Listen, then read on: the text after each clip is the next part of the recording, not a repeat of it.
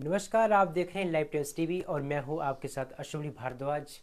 लगातार आपको मंडी की हर अपडेट से रूबरू करवाते हैं और आज जो एक हमारा खास लाइव है, उस लाइव में जो महिला है उनके लिए एक काफ़ी महत्वपूर्ण लाइव है।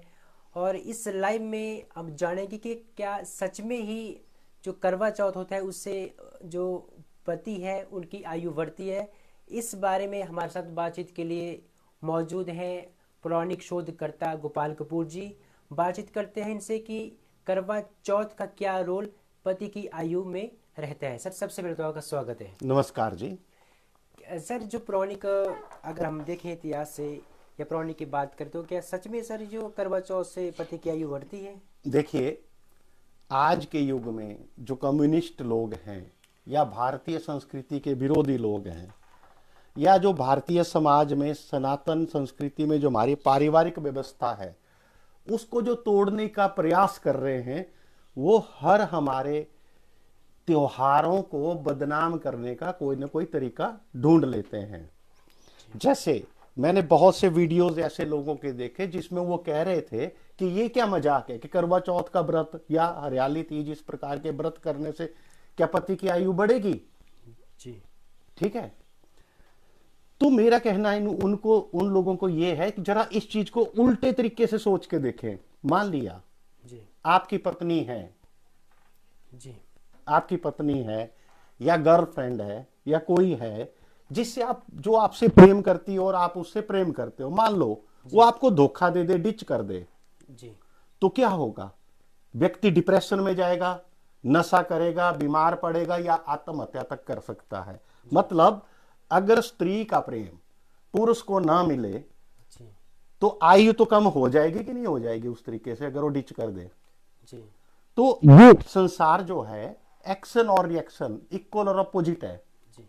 ठीक है, अब आप देखिए इसका उलट सोचिए कि अगर वो प्रेम करेगी या अपने प्रेम को प्रदर्शित करेगी अपने पति के लिए, प्रेमी के लिए, तो एक मानसिक ऊर्जा का एहसास होगा, उसे प्रेम का एहसास होगा और उस प्रेम रूपी संजीवनी शक्ति से उस पुरुष की हिम्मत बढ़ेगी, काम करने की इच्छा बढ़ेगी, ज्यादा अच्छे से परिवार चलाने की इच्छा करेगी। और इसी कारण वो स्वस्थ भी रहेगा, प्रसन्न भी रहेगा। जब आदमी मानसिक रूप से प्रसन्न रहेगा तो स्वास्थ्य भी अच्छा रहेगा। स्वास्थ्य अच्छा रहेगा तो जितनी आयु है वो अच्छे ढंग से जिएगा। और इसी को हम कहते हैं कि इस प्रकार के व्रतों से, करवा चौथ, हरियाली तीज से पति की आयु या आपके पार्टनर की आयु बढ़ेगी। ठीक है, लेकिन एक एक बात और कहना चाहता हूं इसके साथ कि इसका हमारे ज्योतिषीय जीवन से भी संबंध है। जैसे किसी की भी कुंडली में जो 7th हाउस होता है वो उसके लाइफ पार्टनर, पत्नी या प्रेमिका का घर भी कहा जाता है, लेकिन उसी घर को मारक ग्रह भी कहा जाता है। दोनों चीजें एक साथ है। देखिए, कहने का मतलब हमारी कुंडली का जो 7th हाउस है वो हमारे लिए मारक भी है, मृत्यु भी दे सकता है, और वही स्त्री को भी रिप्रेजेंट करता है, स्त्री या पुरुष वाले संबंधों को भी रिप्रेजेंट करता है। इसलिए अगर कोई स्त्री अपने पति के लिए व्रत करती है, प्रेमी के लिए व्रत करती है, तो उस प्रेमी पति पुरुष को एक प्रेम का एहसास होता है। तो उसका जो मारक ग्रह है वो मारक के बजाय उसकी ऊर्जा का ग्रह उसको ऊर्जा देता है। और स्त्री शक्ति का रूप होती है, शक्ति हमें स्त्री से ही प्राप्त होती है। शास्त्रों में कहा गया है शक्ति बिना शिव शव है। इसी प्रकार पुरुष जब किसी पुरुष को स्त्री का प्रेम नहीं मिलता तो वो एक तरह से शव है, डेडली है। ठीक है जी।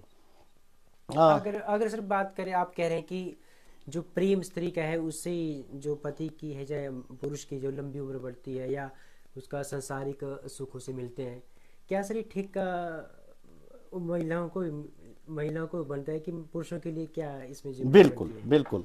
अगर हमारे शास्त्रों को पढ़ें आप तो स्त्री को शक्ति का रूप कहा गया है। स्त्री ही किसी पुरुष को शक्ति देती है जी। और उसी शक्ति से पुरुष कर्म करता है। इस पर मैंने बहुत बड़ी लेखों की सीरीज लिखी है, माया सीरीज। जी। स्त्री को शक्ति का रूप क्यों कहा गया है? आप देखिए, अगर इसको मेडिकल साइंस से भी समझिए, जिस दिन स्त्री का पीरियड आता है उसको 0 डे काउंट करें, उसके बाद 5 दिन तक स्त्री का हार्मोनल लेवल और पुरुष का हार्मोनल लेवल में ज्यादा फर्क नहीं होता है। उसके 5 दिन बाद 25 दिन तक, ठीक है, स्त्री का हार्मोनल लेवल चंद्रमा के हिसाब से लगातार चेंज करता है और उसमें मूड स्विंग होते हैं। हर 2.5 दिन में स्त्री का मूड चेंज कर जाता है, ठीक है। तो जब स्त्री पुरुष एक संबंध में रहते हैं तो इस बदलते हुए मूड स्विंग के कारण पुरुष कर्म करने पर मजबूर होता है, क्योंकि स्त्री आज ये बात कहेगी ऐसा करना है, कल को पलट जाएगी, दूसरी करनी है, तीसरी करनी है, और पुरुष कर्म में रत रहता है। अगर स्त्री का वो मूड स्विंग ना हो तो पुरुष कर्म ना करेगा, कोई कर्म नहीं करेगा, वो चुपचाप रोटी मिल जाएगी और बीड़ी फूंकता रहेगा आराम से, वो कोई कर्म नहीं करेगा।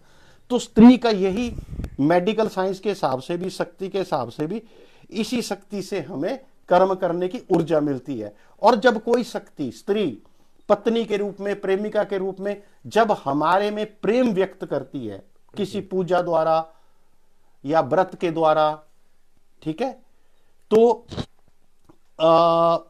उस पुरुष को एक प्रेम का एहसास होता है, कमिटमेंट का एहसास होता है। पुरुष की क्या जिम्मेदारी बनती है? हर जिम्मेदारी तो महिलाएं उठा रही है। बिल्कुल। पुरुष का क्या कर्तव्य बनता है सर? देखिए, पुरुष के बहुत ज्यादा कर्तव्य हैं। अगर आपने शादी में वेदी में बैठ के 7 वचन ध्यान से सुने होंगे, आजकल सुनता कोई नहीं है, अगर सुनेंगे ना तो आज के जो निब्बा निब्बी बने होते हैं ना, आई लव यू, इसमें आधे भाग जाएंगे। क्योंकि स्त्री के लिए सिर्फ 2 ही वचन होते हैं कि स्त्री जिस पुरुष से जुड़ रही है उसी से प्रेम करेगी, और पुरुष जो कमा के लाएगा उसको संभाल के गृहस्थी चलाएगी। सिर्फ 2 ही वचन कहे गए स्त्रियों के लिए।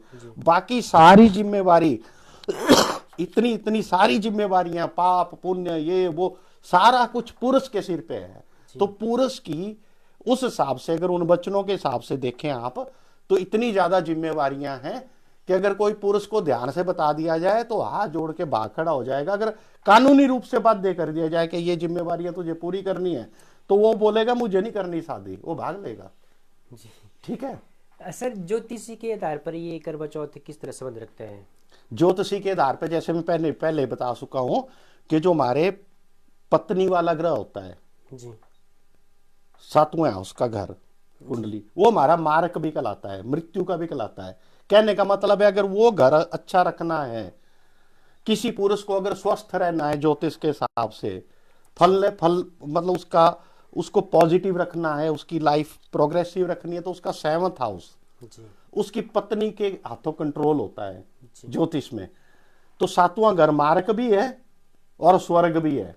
स्वर्ग तब है अगर उसकी पत्नी प्रेमिका उसे भरपूर प्रेम करे, भरपूर प्रेम करेगी तो घर स्वर्ग बनेगा, पति का स्वास्थ्य अच्छा रहेगा। अगर 7वां हाउस मारक भी है, अगर पत्नी प्रेम नहीं करेगी, डिच करेगी, प्रेमिका डिच करेगी, तो वो मृत्यु का कारण भी बन सकता है।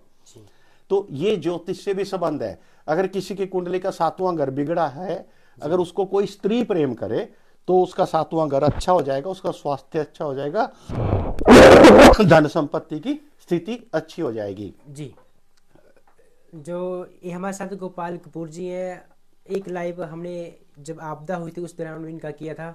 तो जो आपदा से त्रासदी प्रदेश भर में, कुल्लू, मंडी, शिमला में हुई थी, उस बारे में इन्होंने पहले ही लेख लिख दिया था।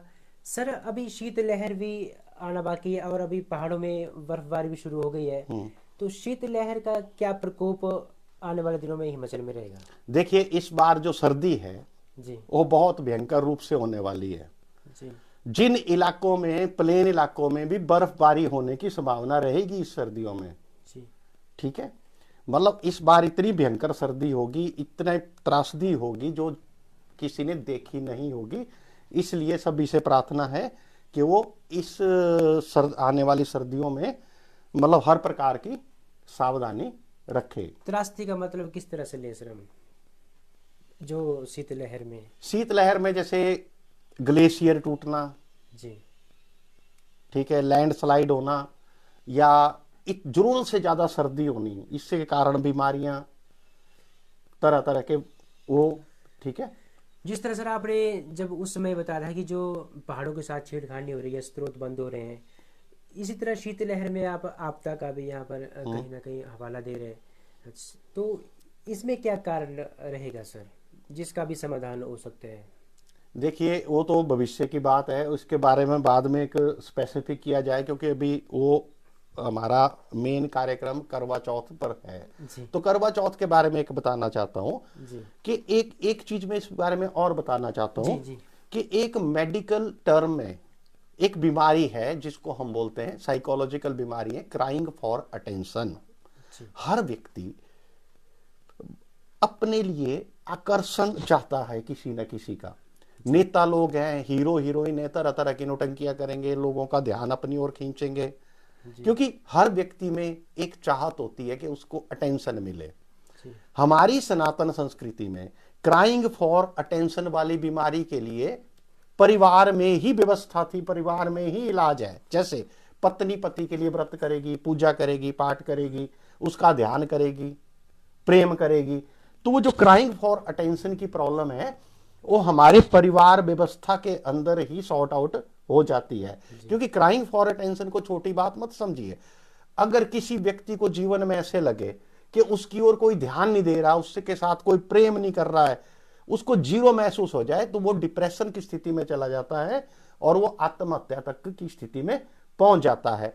तो इस प्रकार की समस्याओं के लिए हमारी सनातन संस्कृति में इन त्योहारों का सिस्टम है, और इन त्योहारों से हमारी कई मानसिक बीमारियां, शारीरिक बीमारियों का इलाज है। तो इसलिए मेरी लोगों से प्रार्थना है कि अपनी सनातन संस्कृति को अपनाएं, और सनातन संस्कृति में जो त्योहार हैं ये हैं, उनको श्रद्धा पूर्वक बनाएं। हाँ, एक बहस का विषय हो सकता है कि कुछ त्योहारों में दिखावा और खर्चे ज्यादा बढ़ गए हैं। जी मैं ये चाहता हूं कि दिखावा और खर्चे कम हो। जी और दूसरी सबसे बड़ी बात, आज ध्यान रखिए, जी सनातन संस्कृति का कोई भी त्योहार बनाते हुए आप अपना सामान, अपना काम उन्हीं लोगों से करवाएं जो आपकी संस्कृति में विश्वास करते हो। जी ऐसा ना हो कि वो आपकी संस्कृति को गाली देते हो और काम उनसे करवाएं। क्योंकि बात ये होती है कि जैसा कहावत है ना, जैसा अन्न वैसा मन। जी अब मैं आपको छोटी सी बात बताता हूं। मैं मंडी में रहता हूं, यहाँ नामधारी और नीलधारी कम्युनिटी है। जी मुझे प्रेजेंट जनरेशन का पता नहीं है, लेकिन मैं पुरानी जनरेशन के साथ रहा हूं। ये घर से बाहर खाना तक नहीं खाते, पानी भी अपने कुएं का पिएंगे, पूरी शुद्धि से रहते हैं। जी तभी समाज इनका सुरक्षित है, उसमें एकता है, उसमें भाईचारा है, सब कुछ है, क्योंकि ये अपने गुरुओं के बताए हुए नियमों पे चलते हैं। जी इसी प्रकार सनातन संस्कृति में भी हर प्रकार के नियम दिए हैं। इसी प्रकार अगर आप मान लो मेहंदी लगवा रहे हैं किसी से हाथ में, जी तो अगर आप विधर्मी के हाथ से लगवाएंगे तो उसका प्रभाव नहीं होगा। आप उसी से लगवाएं जिसको आपके त्योहारों में श्रद्धा है, जी उसी से काम करवाएं जिसको आपको त्योहारों में श्रद्धा है। अब जिसकी श्रद्धा नहीं जुड़ी होगी तो वही कहावत होगी ना कि अन्न गलत हो जाएगा तो मन भी गलत हो जाएगा। ठीक है, जी मेरा इतना ही कहना है।